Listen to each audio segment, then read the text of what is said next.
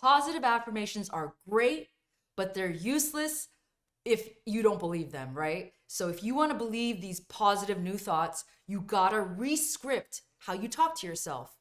And every major school of psychology believes you have different subpersonalities. So you have different voices in your head. So we're going to pick a few voices in our head to re-script. We're going to re-script their voices. I'm specifically going to be talking about inner bully. Oh yeah, we all have an inner bully that tells us what to do and makes sure that it criticizes us very harshly. We all have an inner granny who wants to soothe us, make us feel good, make us feel loved. Inner granny's the one that gets you that pizza, that gets you that ice cream.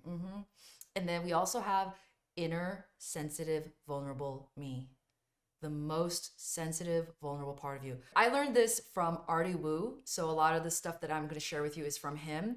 But there's also another treatment approach called IFS, internal family systems therapy. So if you like it, you might want to find a therapist that teaches that kind of theory. All these different voices in your head, there's so many, but we're only going to talk about those 2 or 3 that I just mentioned earlier.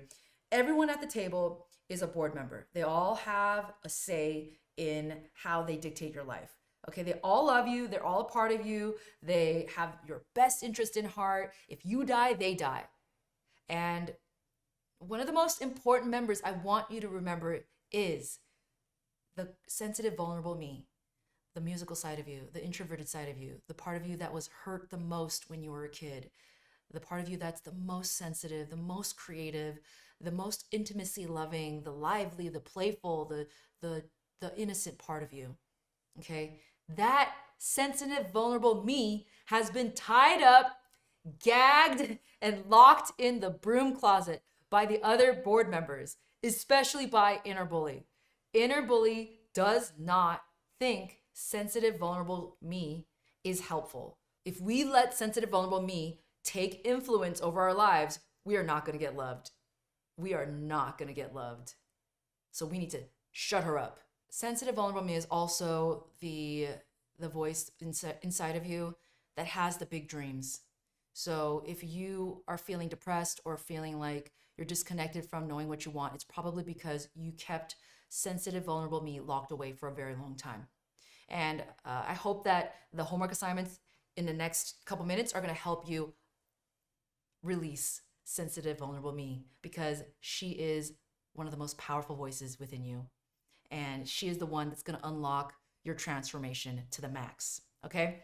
So this homework assignment that I'm going to give you right now is a one-time homework assignment. Okay? I want you to give it your all. You don't have to repeat it after this one time. Just try it. And I know your other board members might be like, oh my God, another homework assignment. Like, let's just skip this part and just get to the next video. No, I want you to get it done because sensitive, vulnerable you needs to do it. Okay? Block off 30 minutes to an hour, undisturbed. Turn your phone off, play on that meditation music, and let your handwrite or type, whatever feels the most comfortable to you. Number 1, what is the one thing that you would change in a nanosecond? Like if I had a magic wand and I said, I'm going to change this for you right now, what is it? What is that one thing you wish you could change right now? What popped into your mind?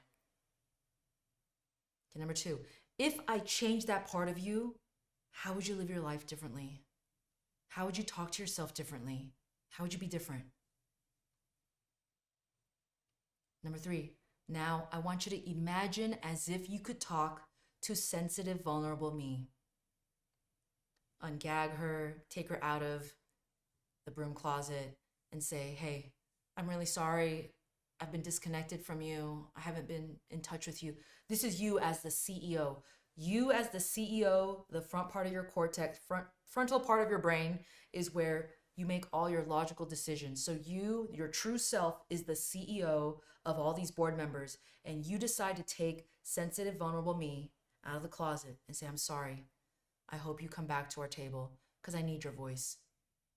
Based on what I wrote so far, I want to know what you think. Okay? And hear her out.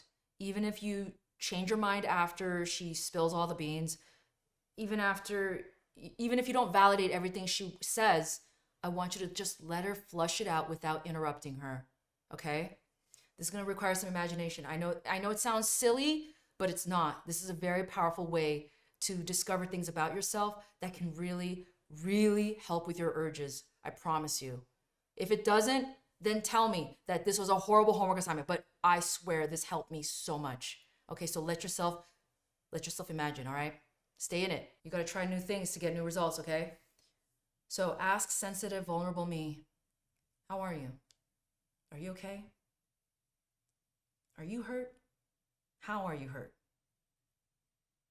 Based on what I just said, like what I want to change about myself. Does it hurt you? Does it make you angry? What part of it makes you angry? That alone could take like 3 to 4 pages. Are you scared? What do you fear the most? What do you fear? Like, do you have a message for me? Tell me what that message is for me. And do you ever feel like I only love you if? Like, I only love you if you're smarter. I only love you if you're skinnier. I only love you if you're richer or if you're funnier, whatever I just said. Just get really specific. Even just think of the last 2 days. When have I said this to you? As the CEO, when have I said to you, sensitive, vulnerable me, that I only love you if? Who was I with when I said that? When did it happen? How did I do it to you? How did I say it to you? How did it make you feel? And what, from your point of view, do you need me to do differently going forward? What is your guidance? What is your vision for my life going forward? Tell me everything. Don't hide anything. Do this now. Do this now. Later becomes never. Please do it now. You might feel stuck handwriting or typing, so I want you to go outside, take a walk, take the paper and pen in your pocket. Maybe it's going to happen during your yoga class or during a shower. It's going to come to you, but just keep asking yourself these things and something will arise and it's going to surprise you.